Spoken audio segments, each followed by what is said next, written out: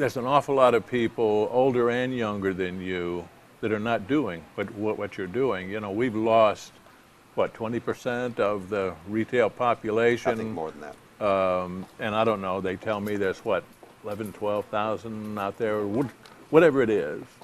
It seems to me there's going to be a whole lot fewer if we're sitting here 8, 9 years from today. What are your thoughts then? And what does a retailer, I mean, you've been talking about what a retailer has to do. I'm wondering if one of the things is to become a multi-store operation, to increase your size up to a point as much as possible to help ensure your existence on down the road. You know, that's a sword that cuts both ways.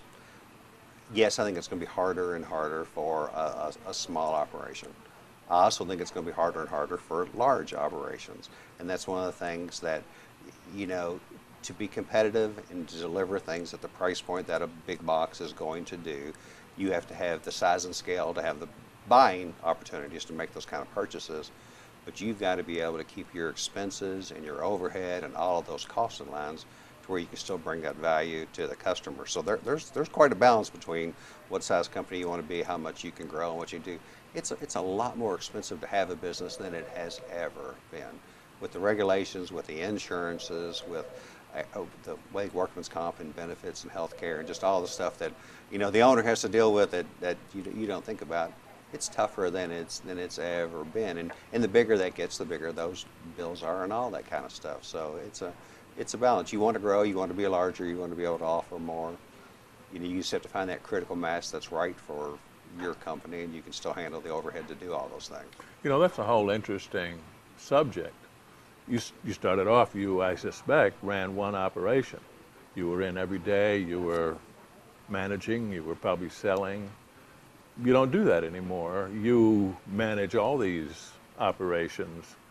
That's a real shift in what you do day in and day out, isn't it? Yeah, your dream changes. Your dream changes to survive, and that's, you know, you always feel working in your business rather than on your business.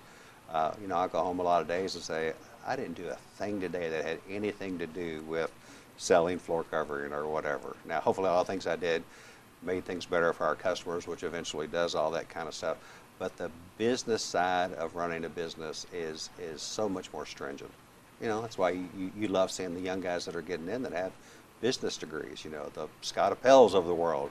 You know, you love seeing those guys get in that run it like a business, because it takes a strong business mind to be in floor covering. 35 years ago, it's how many remnants could I stack up and carry out the back and load and do all that sort of thing. It's a much bigger picture than it was at one time. So how do you keep abreast of all this? So, I mean, I know you have good managers around at these stores. I have great managers at all my locations, and you know, all businesses come down to people. There isn't any question. And if I didn't have people that were that good, then I wouldn't be able to spend the time on making sure our leases were right, and our insurance was right, and our banking was right, and our advertising was right, and all that. So I have a ton of people that give me help with all those sorts of things. And that's a challenge today too. You know, even though the unemployment's still high, it is very hard to recruit and hire the kind of people that want to put the hours and the effort in to be in this industry, because we're still to be effective. It's still a nights and weekend kind of thing. You have to be open in the evenings. You got to be open on the weekends, and you know, that's asking. It seems to be that's asking more of people now than it was before. So finding people is awfully huge difficult. Challenge. Are people willing to work like they were even 10 years ago? They are not. They simply are not. I mean, it's just that they value their personal time at a point where, well, I like that, but I can do okay without working all that much. Is that the attitude? It's a lot, and we've had what people that I think could have had a really good career with our company, that after a year, which is what it takes in this to really learn enough to be effective, after a year said, I want to be home on Tuesday night, and working 2 Saturdays a month is more than I'm willing to do. And years ago, that would not have been the case at all. Somebody would have said, hey, to get ahead, I'm going to work. I know I'm going to have to work hard. I've got to put my time in. I've got to build my business. And the mindset has changed a lot. Not everyone, but a lot of the people we hire, that's the mindset. So, in essence, it's kind of a crapshoot whenever you hire somebody. I mean, they may seem to be talented, they may be talented, but you may get that same answer, you know, a year down the road. Let's just say I really appreciate the people that have been with us for 30 years and 20 years and all those, because and loyalties are different now. And I understand the world has changed too. You know, used to be you got out of college and you got a job, and that might be the company that you worked with forever. Now, when they tell you get out of school, I think it's 7 jobs that you're going to have in your lifetime. So they already think, well, I'm going to work 7 places. If the first 6 aren't right, I know I'm going to go somewhere else anyway. I don't have to maybe commit that much. I can make my move. It's just a different type of mindset. So, how do you recruit people? We try everything, and I will take any answer that you get.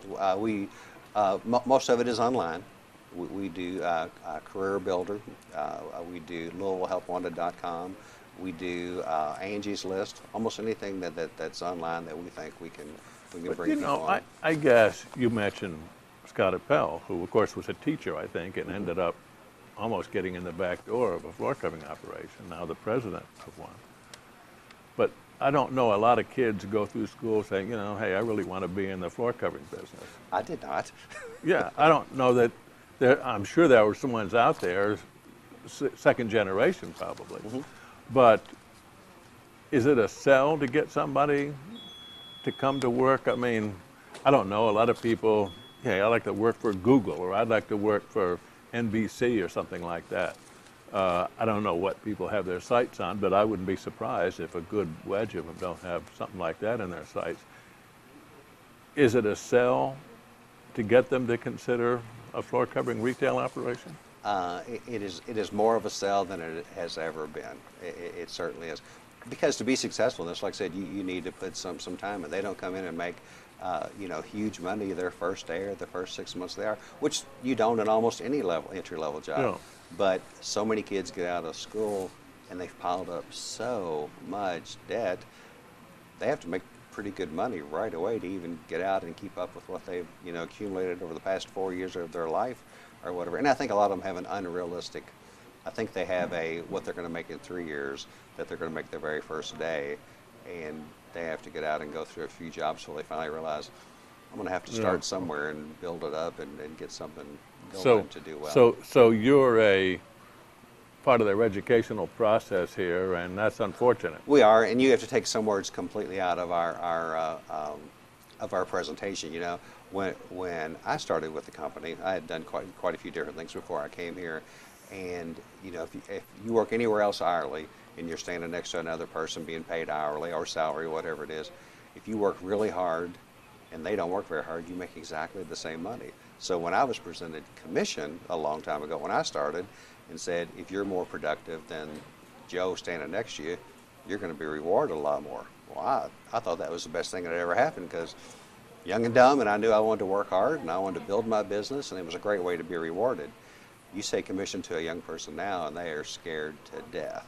We've had to change that to say they have a base and a monthly bonus. They love monthly bonuses. It's the same as what commission was. But when you're recruiting, you say you get a monthly bonus every month rather than a monthly commission. They like that. And that's a basic mind change among people that age.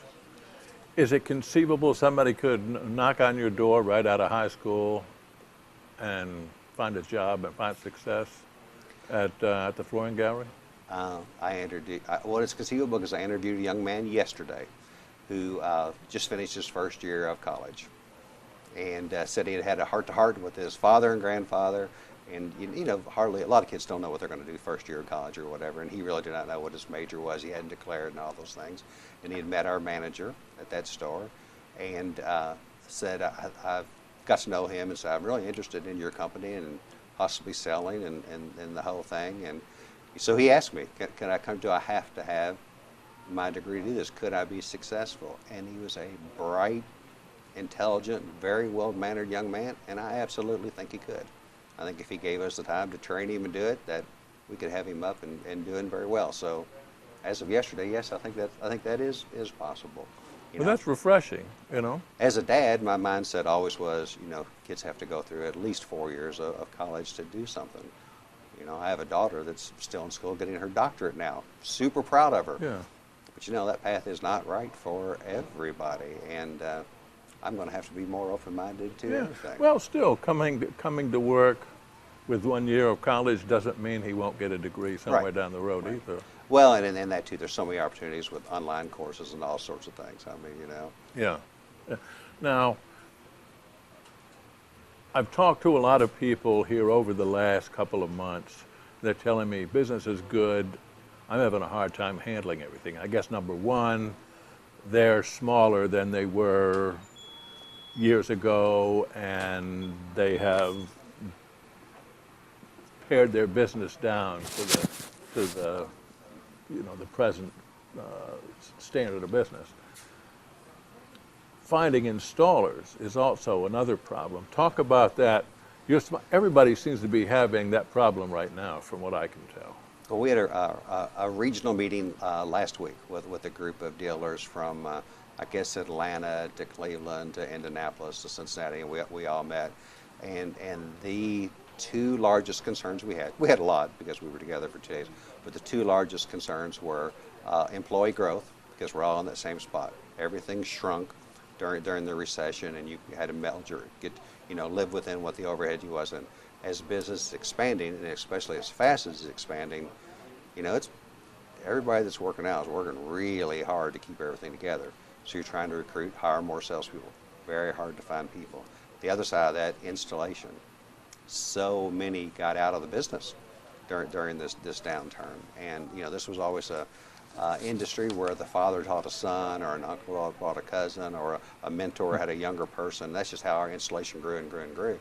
And I think we've skipped one whole link of that chain is gone. It's not pulling that next group up with it the way it was. It's going to be a big problem nationally. Somebody's going to have to really help us train the next round of installers. We need people that are going to do that.